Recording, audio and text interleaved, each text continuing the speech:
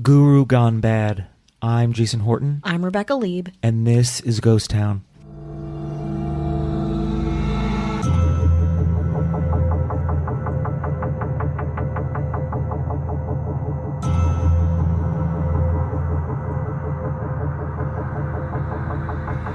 This is the divine feminine, that term, which of course every time I hear it I slightly cringe because it's overused. So this is my kind of punk rock version of what I think that is, which is it's a multi-dimensional femme consciousness that's moving through planet Earth and all of its inhabitants. And if we so choose, it will awaken us to the next vibrational frequency.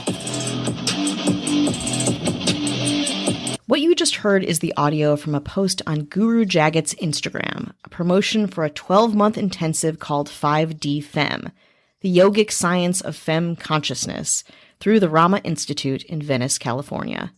The post shows Guru Jagat's kind of edgy, in-your-face approach to her brand of healing, funneled through the Rama Institute, a Kundalini yoga studio with a controversial yet cult-like following that included Courtney Love, Gwyneth Paltrow, Alicia Keys, and Kate Hudson.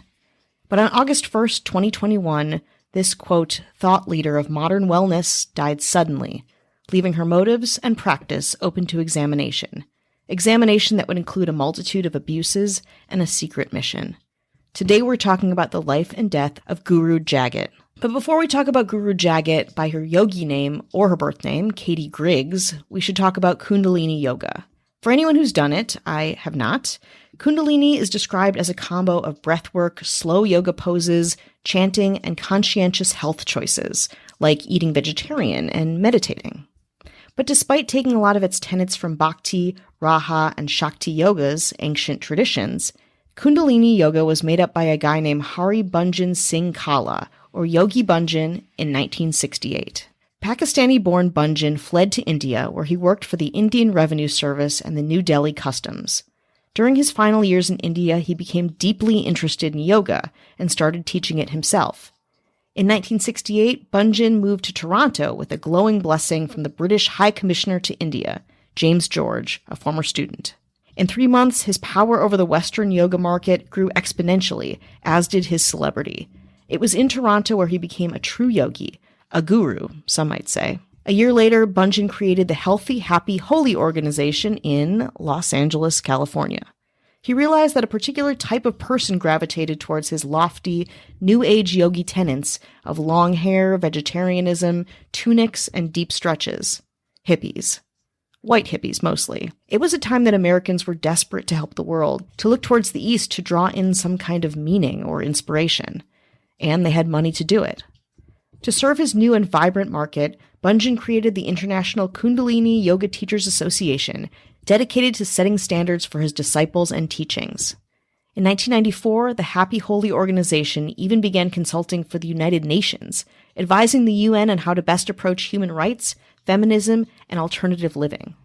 By 2000, Bhajan's Kundalini empire became a multi-million-dollar cash cow that included, according to Vanity Fair, a private security firm, one still contracted to do work by U.S. Immigration and Customs Enforcement, and the still hugely prevalent and extremely popular Yogi Tea brand. But there was trouble in Kundalini paradise. For years, Bhajan had been repeatedly accused of rape, sexual misconduct, abuse, and financial manipulation, both before and after his death in 2004. Still, it was all pretty under the radar, and didn't impact Bhajan's thousands of followers all over the world in a macro sense. That is, until January 8th, 2020, when his former employee and victim, Pamela Dyson, self-published a memoir entitled Premka, White Bird in a Golden Cage, My Life with Yogi Bhajan. The book blew Kundalini yoga up, and not in a good way, painstakingly describing Dyson's decades of abuse and observation of other horrific, criminal activities at the hands of the married guru and father of 3. Dyson's book shouldn't have been a huge surprise publicly, as Bhajan had condoned rape in the past. In a 1978 lecture, Bhajan argued that victims should not be blamed for their own rape. Rape is always invited, he said. Quote, a person who is raped is always providing subconsciously the environments and the arrangements. A report conducted by an independent third party, including interviews with hundreds of witnesses and victims, found that the abuse at the hands of Bhajan, quote, more likely than not occurred. In researching this podcast, I read many accounts of Budgen's abuses, and if you want to go down the wormhole yourself, you can check out the Instagram account Rama Wrong, or more generally, the very good and hard-to-watch documentary Bikram on Netflix to see some very similar, upsetting behavior by another leader in the yoga and wellness community. In 2020 is when Guru Jagat really comes into play. Guru Jagat was born Katie Griggs in 1979, the daughter of a single farmer in Fort Collins, Colorado. Katie was brought up in Colorado New Age teachings, and from a young age was always toying with her own identity, having her family call her Athena and her teenage boyfriend Zeus, for example. She loved performing with dreams of being an actor or poet or musician. In an interview, Guru Jagat's mother said, quote, "She was always trying to find herself, I guess." In her early 20s, she dropped out of school for excess partying, but eventually got a degree from Antioch College in Ohio. After moving to LA, she began using the names Katie Day and, early on in her Kundalini career, Kundalini Katie. Kundalini Katie thrived with her new purpose. She exercised, stopped drinking, and felt like she had a community around her. Apparently, when someone had been practicing Kundalini long enough, they are encouraged to spend $40 to certify their stake on a spiritual name, a mashup of Punjabi names and religious terms, through the Healthy, Happy, Holy organizations, Budgen's company. Guru Jagat said she received her name, quote, directly from Yogi Budgen right before he died. The title of Guru, a word not used lightly in Eastern religions, had been given to Katie Griggs, who felt she was up to the task. After practicing for years after, in 2013, Guru Jagat opened the Rama Institute on Lincoln Boulevard in Venice, California, with some startup money from her family. Her clients were high profile, Alicia Keys, Kate Hudson, Demi Moore, and Laura Dern, to name a few. She opened another studio in Boulder, Colorado the year after, then in Majorca. The studios sold moon juice products, crystals, jewelry, Palo Santo, and sage, and of course, photos of Guru Jagat's own guru, Yogi Budgen. At the Venice location, the Rama stage at the front of the class was decorated with geodes, plants, and a 60-inch gong that Guru Jagat told students was originally made for Van Halen. The session would be a mashup of sleek millennial values and Jagat's yogic practice. A good example of this is a lot of rhetoric thrown around the studio. When Guru Jagat would say that lessons and epiphanies were, quote, downloads, and Kundalini was an ancient technology that could, quote, optimize your system. Then she would lead the class in a series of physical exercises that, according to Vice, Budgen designed as a, quote, way to get high without substances. Many would leave the class feeling euphoria or kind of out of body. The high is very addicting, said the musician Zolita, who joined the Rama community in 2015. I remember being warned by a teacher that it might not be safe to drive home after class because I was so out of it. Despite paying her staff below minimum wage, Guru Jagat's reach continued to grow. The Rama began a business school, a nonprofit foundation, and a feminist group called the Aquarian Women's Leadership Society.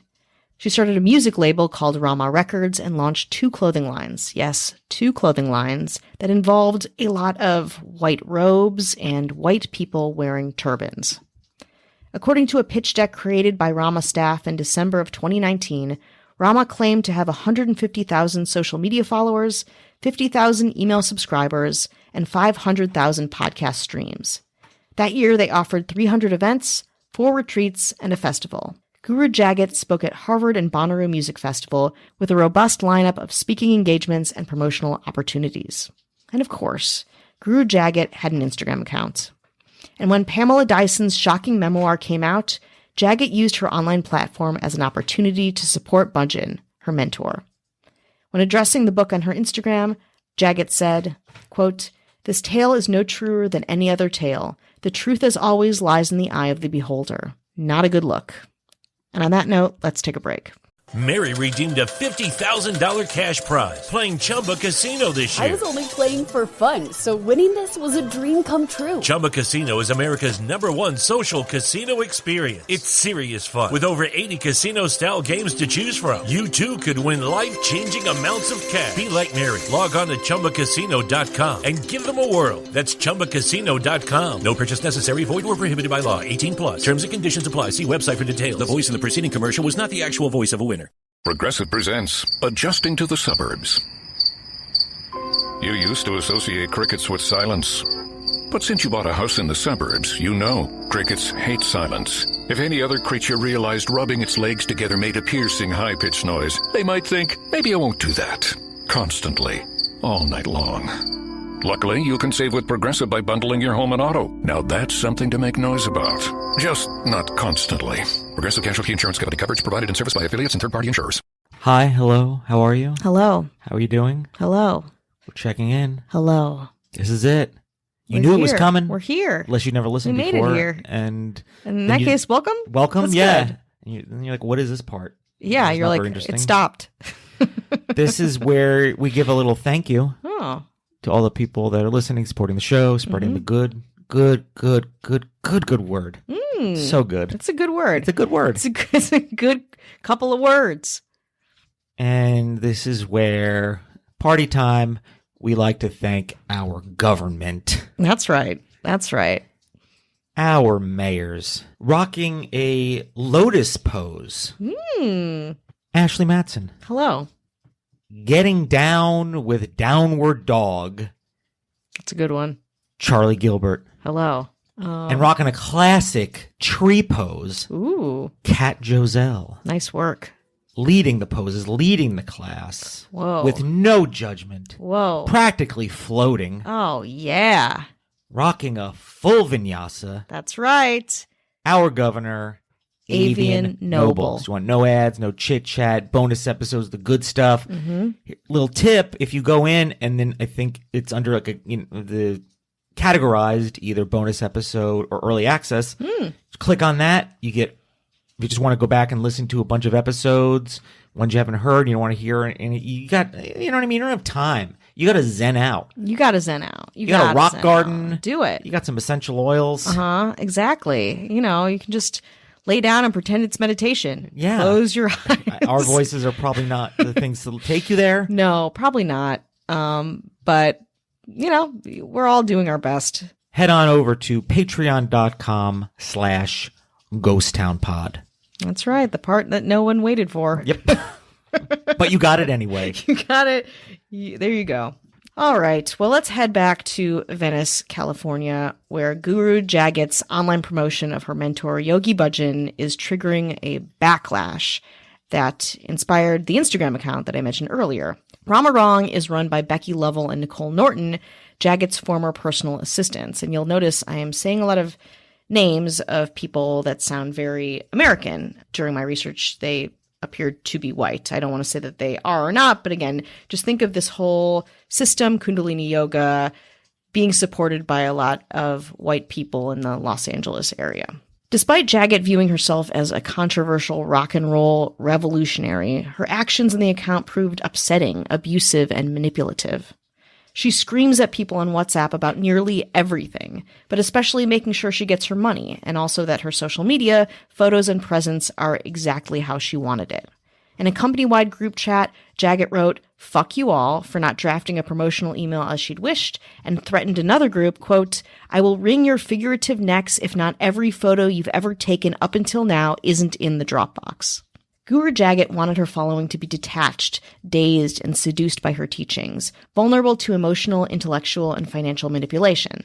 Some might say cult-like behavior. For example, she'd regularly warn students in her spiritual lectures, particularly in lectures that took place near family-oriented holidays, that spending more than 72 hours with their families will cause them to spiritually regress. Quote, "It's a culture of fear-mongering," said Charlotte Medlock, who worked as Rama's director of marketing from 2016 to 2020. Quote, "Even after I quit, I practiced every day because I was afraid to stop. I was told that if I did, all of my progress would be erased. And I would be remiss if I didn't mention that Guru Jagat's platforms got even more fucking nuts during COVID. Airing conspiracy theories that COVID-19 was spread by chemtrails and that artificial intelligence was taking over, Jagat would interview fringe theorists like Arthur Furstenberg and David Icke, and regularly shared and pontificated on QAnon conspiracy theories, including, of course, Pizzagate. In 2021, more employees jumped ship and decided to speak out. 2 former employees of Jagat accused her of running Rama Institute as a cult. Quote, "After January 6th, I saw how dangerous she was," a former employee who wished to remain anonymous said of Jagat's habit of promoting QAnon rhetoric. Staffers were appalled to see Jagat defend an employee who described Black Lives Matter protesters as cockroaches in a company-wide WhatsApp. As one employee said, quote, "It shook me to the core." But Guru Jagat was not alone. She led Rama with the help of someone she called her greatest living spiritual teacher, a white 70-something man by the name of Harijiwan. Harijiwan had long been tied to Kundalini and Bhajan, so much so that in 2000 he spent 18 months in a federal prison for his involvement in one of Bhajan's telemarketing schemes. Those who work with Guru Jagat or close to her claim that Jagat regularly consulted Harijiwan before making any business decisions, and that he held a special, elevated position in the company, despite working covertly behind the scenes. Quote, "When Harijiwan was released from prison, he was a convicted felon in his 40s with no education or work experience. All he had were the lessons he learned as a scammer and Yogi Bhajan's cult," said Roni Korkos, who worked as a videographer for Rama from 2018 to 2020. According to Korkos, Guru Jagat was the ideal partner for Harijiwan to start Rama. Young, white, blonde, seemingly secular, and lip-syncs to rap videos online. Yes, she lip-synced to rap videos and then posted them online. There's a lot of this that is incredibly upsetting. Other employees of Rama corroborated this idea, that Harijiwan had been searching for a young, charismatic woman to be front to a new studio. He had enough awareness to know that he was an old, white man, and those optics would be bad for business. And of course, his record of being a convicted felon wouldn't help anything. His telemarketing scheme earned him widespread notoriety as, quote, the toner bandit, which also didn't help things, as in he was the bandit of printer toner. He stole a lot of printer toner. It's all very fucking weird. But the partnership, or really the brand, of Guru Jagat was huge until 2020 and even into 2021. But mid-2021, things started falling apart. On August 1st, 2021, at the age of 41, Guru Jagat died of a cardiac arrest caused by a pulmonary embolism following a surgery on her ankle. I've gathered that she had the surgery and got on a plane, which put a lot of strain on her heart. Again, that's something that I talked to a couple people about, not something that was widely publicized or written about via journalists. It's kind of off the record. It was overall, whatever specifically happened, a strange and sudden death that shook the Kundalini community and left her dissenters dazed and confused. We will be forever changed by the legacy she created. Rama Institute will continue to move forward with her vision, the Rama Institute said in a post on Instagram. At her funeral in Hollywood Forever Cemetery, we've done a couple episodes on that, really interesting place, Harijiwan, her living mentor, gave a eulogy, of course. He said that Katie would return one day in the future as a little girl attending Rama University, Jagat's name for an educational center she had been in the works creating. Her death elevated her to a kind of saint, a martyr for the fringe wellness ideals she and Harijiwan capitalized on. Regular classes and workshops at Rama resumed almost immediately following Jagat's death. On August 8th, a week after her death, Rama promoted an event called Lion's Roar in Jagat's honor. It cost $88 to $99. Soon afterwards, Rama began promoting tickets to Camp Grace, a women's camp devoted to deterritorializing the patriarchy, led by Harijiwan. On August 30th, what would have been Jagat's 42nd birthday, Rama Records released a remix of a song, Truth, and a series of limited edition prints for $175 each. The Kundalini-fed Rama machine is still running, with Harijiwan at the wheel. But what happens within this controversial organization, their continued existence or failure, or hey, even the reincarnation of Guru Jagat, is anyone's guess. We've heard this story before. Yes. It's the same old story. I'd like to believe that there was a point before the money and fame and attention and just that feeling of just being power hungry. The trappings of all the things that I believe people will maybe go to a yoga class or some spiritual retreat to get away from. Yeah. And this leader is being fed by those things that a lot of people are getting away from. Mm-hmm. And in Los Angeles has always been a hotbed for cults and groups and things that did not turn out very well. Truly. Especially in Venice. Yeah. Perfect place. Exactly. This picturesque, very affluent area of Los Angeles where a lot of clientele that would have gone to this type of yoga studio thrived told their friends. And of course, the pandemic exacerbated a lot of these ideologies and pushed everyone kind of to different places. We did an episode on pastel QAnon a while back. Like you said, is nothing new. Like we've done so many episodes about people who act this way in organizations who take advantage of a specific cross-section of people and a time and a place, kind of fuel that. It's really, I don't want to say it's like upsetting, but it's just frustrating that, again, it's over and over and over. This is one of, I think, a few episodes, because a lot of the time we'll bring episodes, or mostly you're bringing episodes, but they're surprises to both of us. And this is one of the few, I think, where we message each other and it's this. I was like, I think a great idea. I mean, this is a great idea for an episode. And you're like, I'm already on it. Oh, yeah. Or the other way. There's a Vanity Fair article that came out and actually it got sold to a production company. And there's going to be a 4-part series about Guru Jagat, which will be very interesting. But I think it's so in our backyards and so prevalent and such a powerful thing that feels harmless, like intrinsically in the beginning, this idea of wellness and, exercise. The idea of yoga is, people talk about yoga, it's passive. Mm-hmm. It's not, you're not going to get strong armed at yoga. Yeah. No, you won't be out $800 at yoga.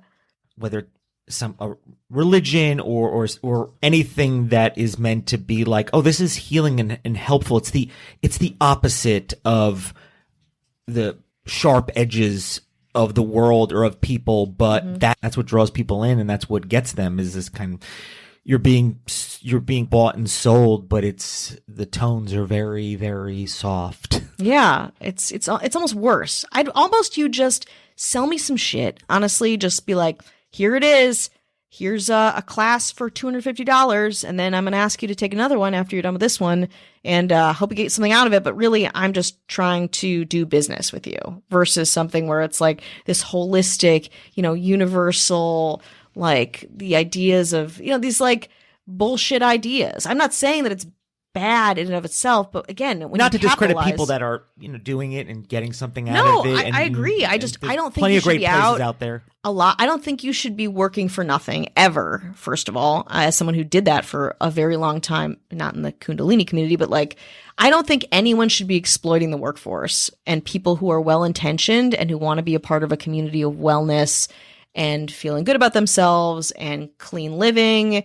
It just becomes a shit show when you bring in people who abuse that. And again, check out the Instagram. It is honestly like really upsetting. There's so much on there, not even just about Guru Jagat, but about many people that were her higher ups that she worked with, Budgeon, all those people. It's like, it's sickening. If you've never gotten upset by looking at Instagram, let this be your first time.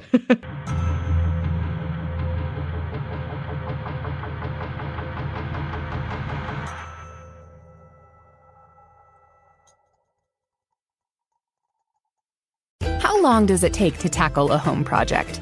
With Angie, you could cross it off your list before this ad is over. Just tell us what you need, indoor or outdoor, repair or redesign, and we handle the rest, sending a top pro to get it done.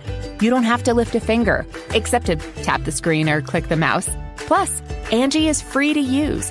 So bring us your next home project, and we'll bring it home. Download the app or go to Angie.com. That's ANGI.com to get started. The Angie's List you know and trust is now Angie, and we're so much more than just a list. We still connect you with top local pros and show you ratings and reviews, but now we also let you compare upfront prices on hundreds of projects and book a service instantly. We can even handle the rest of your project from start to finish. So remember, Angie's List is now Angie, and we're here to get your job done right. Get started at Angie.com. That's ANGI, or download the app today.